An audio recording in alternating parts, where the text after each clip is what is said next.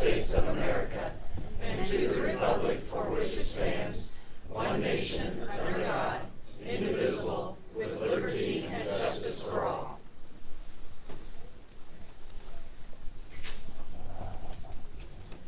Let's be in prayer. Father God, we give you thanks for this special day, for this gathering, for all the businesses and families represented. We give you thanks for this venue, and we truly give you thanks for this wonderful meal we've had. We acknowledge many people around the world will never have a breakfast quite like we just had this morning, and let us never take that for granted. We give you thanks. We have grateful hearts.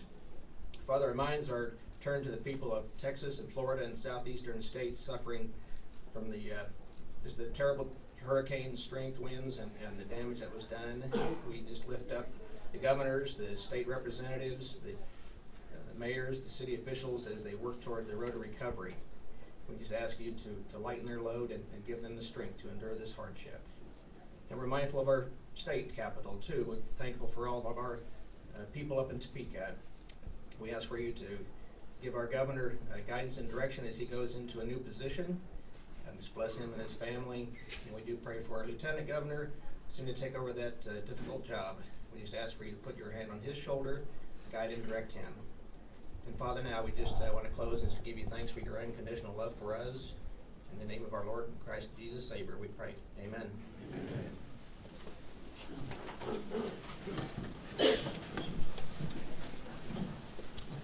Well, I appreciate everybody being just a little bit flexible this morning. Obviously, when you have the opportunity to hear from a lieutenant governor who is at some point going to, in the near future, step into the governor's role, we have to be as flexible as we can with our schedule to accommodate his schedule. And so he is on a tight one today, and so he has indicated he's about ready to arrive, and so we want to be able to move him into the speaker role as soon as he gets here. We do have a few introductions that we would like to make this morning. Let's see, I was going to start with our representative, Blaine Finch, but I think he's actually out in the hall, so we'll catch him when he gets in here. Thanks, Blaine. And you're going to be up here in a moment to introduce the lieutenant governor. So yeah, but you're going to have to fill time. Yeah. So. How much time? Because it's right at 8. I expect him any moment. Yeah. Okay. I still want to make a few introductions. We have several city commissioners in the room, so if you would just raise your hand or stand so that we can see who you are. We have our mayor, Sarah Colyer, who is up front here, and city commissioners Emily Graves and Mike Skidmore, who gave our invocation. Emily's in the back. And then Richard Neinstead, our city manager, is also in the back, and he's sitting by Sheriff Jeff Richards. Thank you, Jeff. And we've got county commissioners here, Roy Dunn and Rick Oglesby, Randy Renaud, and the county commission president, Colt Waymeyer, sitting right here by, yes. And from USD 290, Dr. Jeannie Stroh is over here. I see Linda Alderman from the school board. Are there other school board members in the room? Very good. And so then I just want to take up just a moment to mention that this year's event is sponsored by AT&T, and Rob Reynolds from AT&T is here. AT&T is a great community partner and provides an important infrastructure for our community, and so I was really appreciated their participation in this year's event. And then we're hosted by the hospital, and Matt Hine, I note there, Matt, over here at the side of the room. So thank you, Matt, for our meal this morning. And I see Representative Finch coming this way, so timing is working out just perfect on this. We run this thing like a well-oiled machine. I don't know why anybody's laughing at that. Representative Finch, welcome this morning. Thank you. Thank you. Good morning to all of you. Thanks for coming out. If you've been to Eggs and Issues before, you know that this is a group that likes to be up on the latest happenings in government, politics and policy, not only here in Kansas, but in Washington, D.C. And so it's an honor for me to be introducing our speaker this morning, the Lieutenant Governor, Dr. Jeff Colyer. Dr. Colyer is a physician who has practiced medicine around the world, including right here at Ransom Memorial Hospital, in Ottawa. He has been to some of the most dangerous spots around the globe practicing surgery on humanitarian missions. And about a decade ago, he decided to enter a slightly less dangerous arena. More dangerous. He says more dangerous. The political arena. First as a Kansas House member, yay Kansas House, and then a Kansas senator. I don't think we have any of them here this morning. No? Okay. And then for the last 7 years as the lieutenant governor of the state of Kansas. Dr. Colyer is a recognized expert on healthcare and healthcare policy. He was one of the chief architects of the CanCare healthcare system here in Kansas. But he's also been at the forefront of education policy and economic development in the state of Kansas. We have recently made $100 million in investments in education, healthcare, and economic development in our community. And so this is the perfect time to be hearing from someone of Dr. Colyer's experience and stature about what's going on at the state and how things are going to be shifting in Kansas' changing political landscape, including his pending, near certain promotion to become the next governor of the state of Kansas. So I hope that you'll join me in giving a warm welcome this morning and making history as we have for the first time the lieutenant governor of Kansas, a current candidate for governor of Kansas, and without any political exaggeration, the next governor of the great state of Kansas, Lieutenant Governor Jeff Colyer.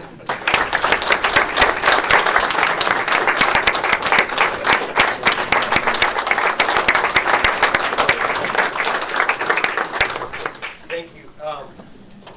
So can you hear me like this, or do I need to be behind the microphone? And if you can't hear me, raise your hand and I'll speak up. But it is good to be back at Ransom Memorial. As many of you know, a few years ago, we worked out an outreach clinic here at Ransom Memorial, doing reconstructive surgery here. And we were able to do that for a couple of years. And it was a great experience. This is a fabulous hospital. And as I know, it really is. And as I go, I have a lot of friends here, and as I go around the state, but the quality of the healthcare, you know, the operating room, what's on the floors, the services that you have here are really extraordinary. And you really deserve a lot of credit for the investment the community has made into this facility. But it's a live, vibrant place, and it's a very exciting one, and I think a really great model for a lot of other hospitals across the state and across the country overall. I want to introduce myself a little bit because a lot of people don't know the Lieutenant Governor. We have a very high mortality rate. I'm the longest serving Lieutenant Governor in 155 years. And believe me, that last week I was hiding in the basement just to make sure, you know, that something didn't happen. But it's just been a very great honor to be Lieutenant Governor and to be around the state and what is transforming the state over these last 7-8 years or so. I'm a 5th generation Kansan from Hayes, and I grew up in Hayes, America, and growing up in Hayes, we had a very unique grade school, high school. We had Thomas More Prep High School, and we had John F. Kennedy Middle School. And when you go to places like that, they turn you into idealists. And when I was in high school, I was thinking, you know, we're really here to serve. And that was what the various teachers that I had in grade school and high school said, you know, we're here to serve. We're here to make a difference in people's lives. And I looked at it and said, okay, there's 3 parts to us. There's a spiritual side to us, and I wouldn't make a very good priest, but there's a spiritual side, but that really animates what's in us. There's a physical side. Being a doctor would be a great way of doing that. And then there's kind of that bigger world, and I thought public service would be a way of influencing that bigger world. And so I very deliberately chose to go down 2 routes where I would be doing both medicine and some form of public policy. Did that, ended up with degrees from all sorts of places in both economics, international relations from Cambridge, and KU for medical school. But I've been really working on trying to serve in both of these areas. And to me, it was just being a Kansan. That's who we are, is why we do that. Ruth and I have 3 daughters.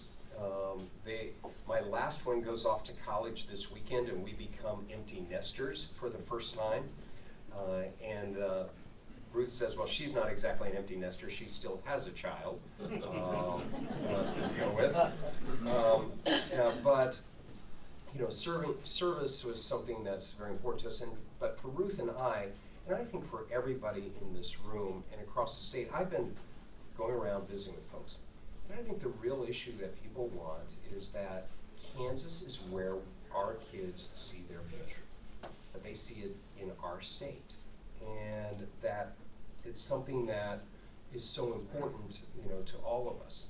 So as I've been going through these two different fields, it's impacted how I approach the world. And I'm wanting to kind of let you know a little bit more about me personally, and we can talk about it. There's lots of times to talk about serious issues, and we will, and we'll talk about some of those today. But I want you to kind of get into me. So as a surgeon, I'm a craniofacial surgeon, and a lot of times I'll meet a family for the first time as mom has just had a baby. The child has a very significant skull deformity, or a large cleft, a hole in their face. And you're wondering, okay, what's going to happen with my child? And the first conversation usually goes, we've got some surgery that we have to do. There's probably going to be 3 or 4 different steps at different times. There's probably going to be some zigs and zags in that road. But ultimately, I want to come to your child's graduation or their wedding. And I'm now to a point where I'm starting to get to some of those graduations and weddings. And I think that's how, just talking to Kansans, they're telling me, where are we going to be? Where are we going to be in a few years, and how are we going to get there? But we need to think about where we're going to be over the next few years. But in terms of having those long-term relationships, I also learned a couple of other things on the political side. So I started out as an intern for Bob Dole. And with Bob Dole, you learned a lot of things. I mean, everybody in this room knew Bob Dole personally. And that's a really important lesson. And you also learn that while this is a very thoughtful, very powerful man, he was somebody who had tremendous humility. And I can remember when I was an intern, they would ask me, you know, everybody knows Bob Dole had a war injury, and signing papers, he tried to sign all of his letters. And to sign those, if he had the stack, and he would have a stack of papers like this every day, to sign them, it's hard to sign, turn, do all that. So you would actually have to go in and help him hold the paper and turn it. And then we'd have this kind of conversation as we're going on. But that humility of, you know, being a Kansan was really something you know, that struck me. It was something that I think is sometimes missing in the modern world of politics. I ended up working for Ronald Reagan. I was a White House fellow to President Reagan, and I ended up also working for President Bush Sr. And working for them, the other piece of this is that we are a great place, and the glass is not half empty, nor is it half full, but it is that if we're working together and we start aiming for a place and we start working together with some basic principles, that the glass isn't half full or 60% full or 75% full, but it is something that is growing and expanding. And I think that lesson and that optimism of Reagan was really important to me. You know, working as a doc here, I've seen firsthand what rural healthcare is like, or small town healthcare is like. And it's something that is a challenge across every state and every community. And I think it is a central part of how our community grows and what is our future as a community. And healthcare, can be just a big challenge, and people want to say, well, if we just do one thing, that solves it. We all know that's not the issue. The issue is, how is our community going to grow? And I'm very excited by what Ottawa is doing and thinking, and that is, how do we build the best community overall? And you're developing your own plan. You've acquired 300 acres or so for, you're working on, you've made a huge investment on downtown, you've made a huge investment in this facility, you've made huge investments in your schools, so that this is a vibrant place. And that's exciting. And I'm starting to see some of those things happening across the state. And I think we really need to partner more and collaborate more and work together more, so that what Ottawa sees as its future is one that really can expand, where our kids see their future here. And so, a community like Ottawa, we really want to work hand in glove with you and supporting you on how do we move forward. And that's a long-term conversation and a long-term commitment, and one that is very real and pretty gritty overall. And so, this is a very exciting time, to see, what's going on here. I think it will be even more exciting when we look 5-7 years from now. Where are we going to? Where, are we getting there? And I truly think you can, and I do believe in that, and I believe in Kansas in doing that. There's a lot of things, happening, around the state and around the world that affect us, and some of those we can change, and some of those we can't. Be it the price of oil or the price of wheat, which affects us dramatically, but there are also things that, in terms of growing and developing our own economy. And part of that is, what ingenuity and these incentives, or not incentives, but the ingenuity that comes about in a place like Ottawa, and the small businesses and the larger businesses that are across the state. And so I'm pretty excited about it. I want to tell you another aspect, though, and that is the rest of the world is watching you, and they're watching Kansas. And it doesn't seem that way to us, but I volunteer in war zones. I first volunteered with International Medical Corps, IMC, in 1985-86. It was when the Soviets had invaded Afghanistan and were occupying Afghanistan. And I was first working, we were setting up clinics inside Afghanistan. I was training medics on the Pakistan side of the border in order to go and work there. And in fact, many of those programs still exist 35 years later, which is very exciting, that in the midst of what they have been through is interesting. But people would ask me, where are you from? And and you tell them, oh, I'm Kansas. And they go, oh, that's the wheat state. Or they'd say something else. And I was in South Sudan a while back. And in South Sudan, where I was, this is actually one of the worst war zones going on right now. There is a incredible amount of fighting that's been going on. There's been a famine, and it's just off of the radar screen. Nobody will go there. And we're in South Sudan. We're in a place called Malakal, and Malakal is up in the north part of the country. It's about 300 miles from the nearest paved road. And there had been a lot of fighting going on, and there was a UN peacekeeping force that had been there, and there were about 300 UN soldiers, and they built this giant berm around their encampment. And all the fighting going on outside, suddenly one day 30,000 people just walk over that dirt berm and just camp in with them for protection. What do? It's literally 105 degrees. And then every other day it rains 5 inches. And, so, I mean, this is everything from war wounds to, I got to deliver a set of twins in a place there. And so what do you do in this? And you've got to start working with everybody and start working with the community. And I was there. Nobody knows I'm a lieutenant governor. They just know me as Dr. Jeff. And one of the things, there's a really great use, all of those big containers that we see at the intermodal.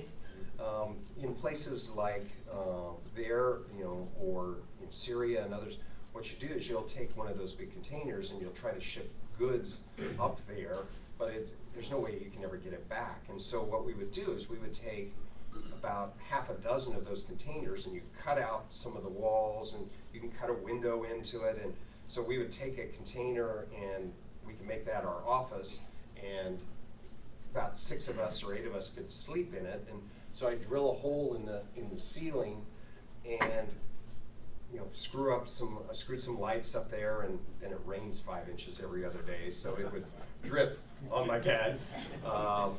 But you could put several of them together and you could actually build a room that was kind of the size of this. And there was a little place where you could go and get some lunch and get out of the way, of the war. And one of the UN peacekeepers had brought a dish, a satellite dish, and they put a little TV on the side. And we literally have plastic tables that are kind of like this, sitting there. And there are about 8 of us, and I'm the only American that's up there. And we're talking about where we're from and our families. And I've got a couple from Sudan and an Ethiopian and Eritrean. There's somebody from Taiwan, and we're all just kind of talking about our families and where we're from. And I tell them about Kansas, and on the television screen, they had the BBC on it. Across the crawl, across the bottom of it, it mentions Kansas. One of the guys looks up and says, Kansas, that's the real America. Another one says, Kansas, that's the heart of America. It's not Hollywood, it's not New York, it's Kansas. That's what the rest of the world sees us as. And that's our spirit. And if you go back in our history of Kansas, if you go back to the Civil War, it was Bleeding Kansas. It was here. And that very first governor was a doctor in our most terrible time. And where are we going as a state? And people believe in this place. And it really is the spirit of Kansas. And I'm just so proud to be a part of this. But for a long time, we've had a lot of division, and we're going to be changing the tone in Topeka over the next few years.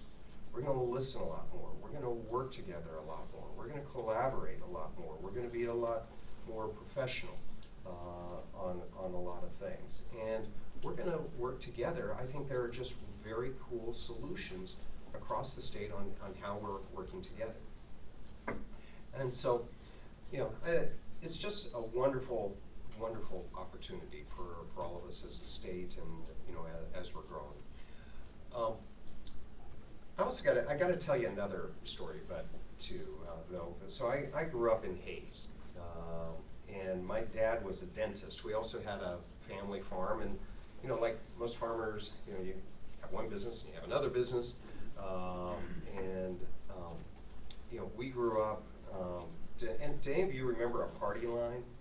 Yeah? Okay. Kids, do you know what party lines are? We used to have phones that had a cord on it. So we started out, we had a party line, and then we had one phone in the kitchen. And my dad being the dentist, and if there was somebody that broke their jaw, and in those days, Hayes Medical Center was in many ways kind of like Ransom Memorial, in western Kansas. And so, phone would ring in the middle of the night, and he'd go walk to the kitchen to hear it, and he'd let it ring 30 times before he could hear it. But then we got an extension in my dad's room, and so then they could call him, and they would late at night. And then when I was a senior in high school, I said, they started having, you could have 2 extensions. And so I asked my parents, could I get an extension on the phone in my room too?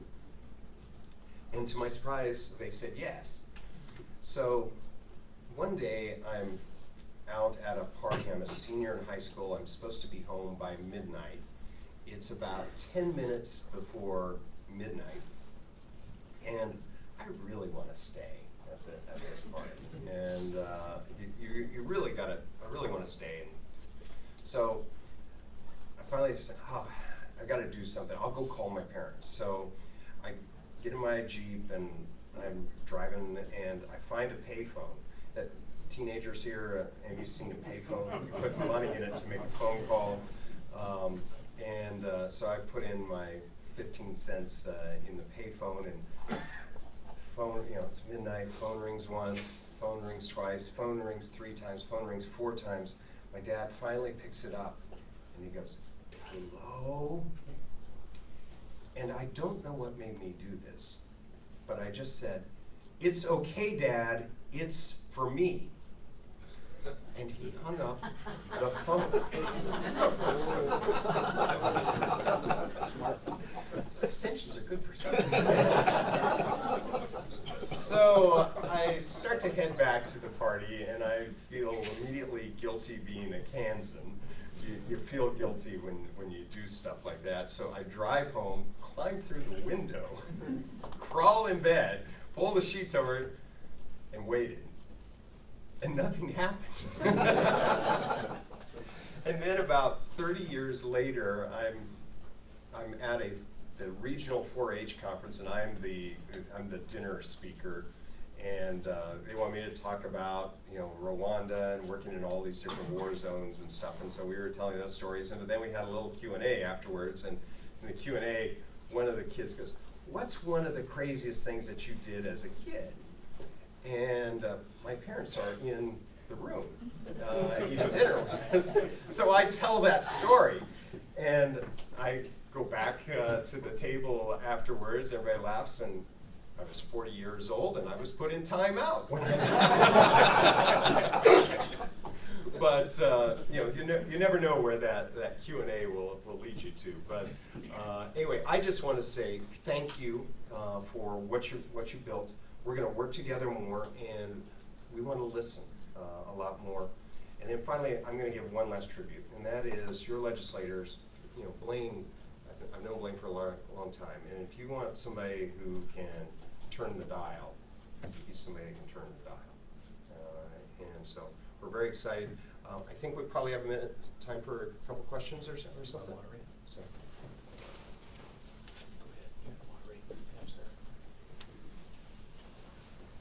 So if you'll raise your hand, we'll acknowledge people for questions if you've a few questions for the Lieutenant Governor.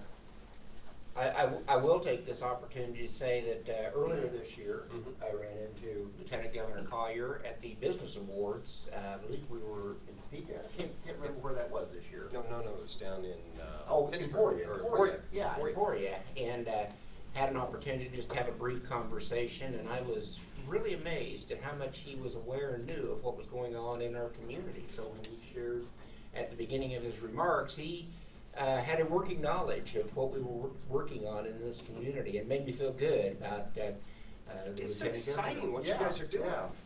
It really is. Yeah. Ed York.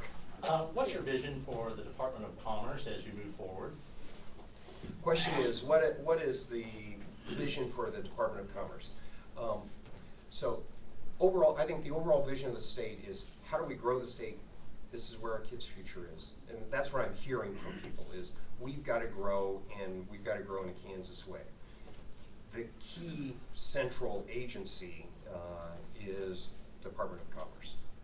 That is a critical place for us, and that's what happens to fill everybody in. So what happens through the Department of Commerce is it is much of the driver for current existing jobs, as well as bringing new jobs to the state from outside, as well as how do we nurture the jobs that we have here, our own entrepreneurs, our own business people here.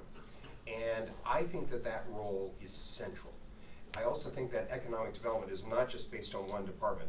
got ag, we've got, you know, Department of Environment and Health. A lot of different things are part of that. Department of Commerce, though, is a critical link.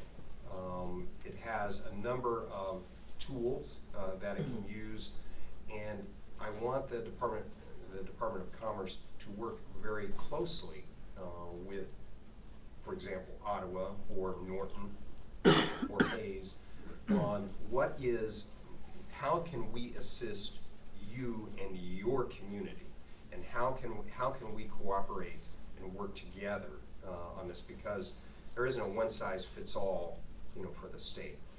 So I view commerce as a very critical spot for us, and it's one, and it's also one that I think we can utilize a bit more. And so what you will see from me is you will see from me working with commerce or ag or some of the other departments, but you're going to see me spending a lot of time on this. So, you know, last week I was in Boston, Maine. Where was I at? Boston, Maine, Hutch, Garden City, and a couple of others, you know, on these sorts of things. And you know, we want to work very closely with commerce and use those tools, and we're going to be very competitive. A sideline to that is the discussion going on about Amazon, which will affect this community if we get fortunate enough to land.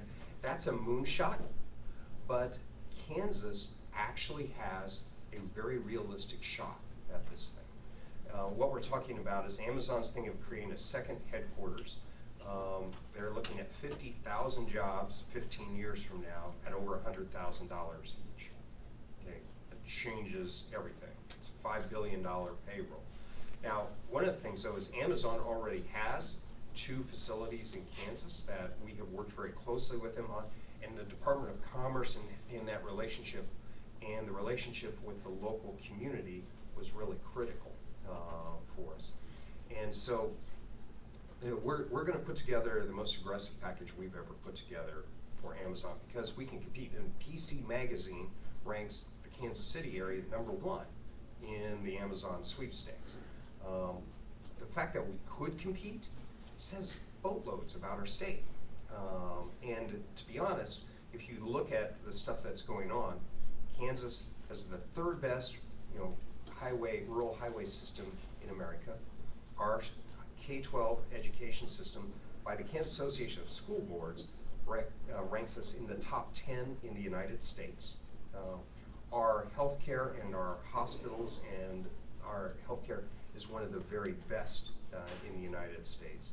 Our university systems and our smaller colleges, we have the whole spectrum, which I think is really exciting that we can build on and that we can do. But you know, we're going to be aggressive on things like Amazon, but we're going to be really aggressive with our local communities. That's the partnership. Yes, thank you. Another couple questions.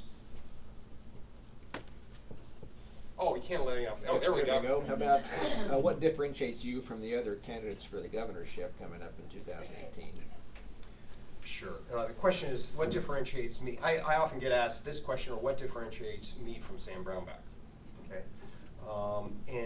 Sam is my friend. He's going to be a great ambassador for us. And that position is a very sensitive position. It is ambassador for religious freedom. And if you think about every war in the world right now, coming from Burma to Syria, that is an issue. So he's in a very sensitive. He will be going to a very sensitive position. I'm not going to compare myself to other people. I want you to know who I am, and you know, and that was kind of part of my point of sort of the discussion today. So here's how I operate. You're going to see a lot more of me. And your job as lieutenant governor is to support the governor, and you give them their best advice, and you salute the flag when the decision is made. And in many ways, it's kind of like being a resident. Okay, I was a resident for 7 years in surgery, and I learned all the good and all the bad. But I didn't have to learn on the job afterwards. And so this is the first time that you have a lieutenant governor become governor and then run overall. The big thing, though, is I want to change the tone. I want to build on these great strengths and the optimism and the things that are in Kansas. And as a surgeon, as I was telling you, we look at this as a long-term problem. We know there are zigs and zags, but we're Kansas, and we solve those problems. And we're going to be committed to really, not just paper over something. We know that these are issues that take a long period of time. Yeah, every once in a while we get a little rifle shot that we could do. Amazon might be a rifle shot, but there are lots of things that are in our communities. And you're just going to see a lot more of me, and you're going to see a lot more of our administration out. You can kick the tires on it, but I'm going to listen a lot more. And the other cool thing is people want to talk about it. And I'm hearing lots of ideas, and having somebody like Blaine, here, we've got some really great things ahead of us. So you're going to see me pushing a lot of issues, but we're gonna make sure that Kansas lives up to its dream. Sir. You've alluded to commerce, but you also mentioned Kansas roads. Mm-hmm. How are you going to work on the transportation funding, not only just keeping it from being allocated somewhere else, but obviously to maintain those roads or to improve them in an aging system? How are we going to get there? Yeah, and so the question is, how do we maintain overall finance, for roads? How do we make sure that we have the best transportation system is the ultimate, what makes sense for us? I want to first turn this a little bit as to it is a strategic issue for the state. I think of the world in strategic issues of, like, the kid, where are they going to be? The tactics may be, what's the operation? It may be 2 or 3 different surgeries that they need. It may be a series of things.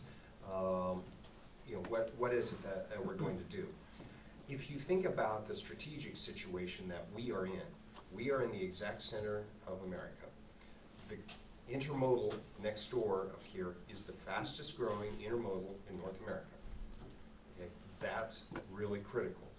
If you think about our rail system that we have and our highway system, between rail and highway, you can be anywhere in the United States of America, or the 48 states of America, within 20 hours. That is, California doesn't have that, New York doesn't have that opportunity. And we actually have a nexus of some really important things. Also within that, though, is those roads and highways are lifeblood for small towns, for small communities, be it Ulysses or Ottawa, which fortunately has a major highway along there. So the importance of this is critical. There have been sweeps that have happened in the past on the budget that have gone from highways. There have also been times, though, when we first came into office, people have kind of forgotten that we actually pushed up about $100 million in roads, and we pushed up a lot of shovel-ready things. There is a discussion going on right now with us and the Trump administration and all the governors and the administration. And I've had a couple of conversations with them about the infrastructure for the state and how a rural state, so there were a lot of people originally thinking, okay, we can do this public-private partnership, like you build a bridge that goes into New York and everybody pays a toll, but that doesn't work in our world. Here, it's a longer-term investment. And they are now, and we're visiting with a lot of other governors, and they're now looking at that relationship as to, yeah, we get that. That's the first time that they actually talk with us. I can remember previous administrations, we couldn't have that conversation. And so I think part of that solution will be what comes from Washington. We're going to have to deal with that. In Kansas, even though we did sweep some money the last year and this year, there's still a large maintenance program, several $100 million a year, and maintaining what we have is critical, and maintaining those lifelines. And so I'm going to commit to, we're committing to continuing our strategic advantage that we have, and we will make, we do make a substantial investment. How the world is shaped in that is a little bit ongoing as we go forward. So, okay. Great. Yes, ma'am. The history of public health in Kansas is very strong, and as a physician, I'm sure you know that.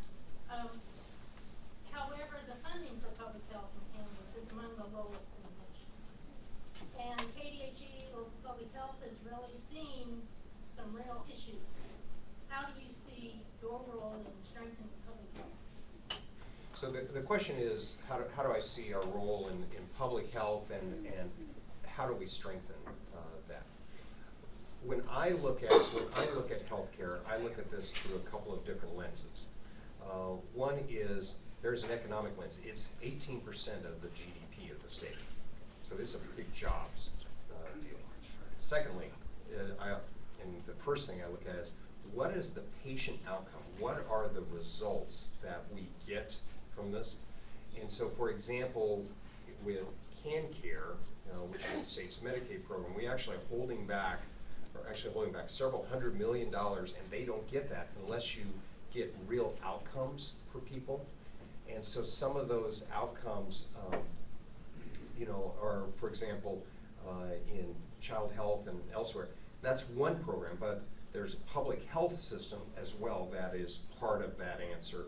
And that in Kansas, the design has largely been on the county and local level, and has had a variety of partnerships over the years. There are also Medicare systems, there are hospital systems, there are a whole lot of things. And this environment, this 18% of the GDP, is the most dramatically changing part of the American economy from soup to nuts. And I think that change is going to be there no matter what happens. How do we take advantage of that? In public health, I think as we're going through in public health and other areas, if we start setting goals on how we solve these problems, you can achieve them. And I'll give you an example. Pittsburgh, we were down, and many of these decisions are local decisions. So in Pittsburgh, we were looking at infant mortality rates of like 10 in 1,000. Okay, that's really dramatic. And in the last 6-7 years, they've actually cut it down to 4. And so a very dramatic decrease. And that was a lot of local community partnerships, a lot of different collaborations.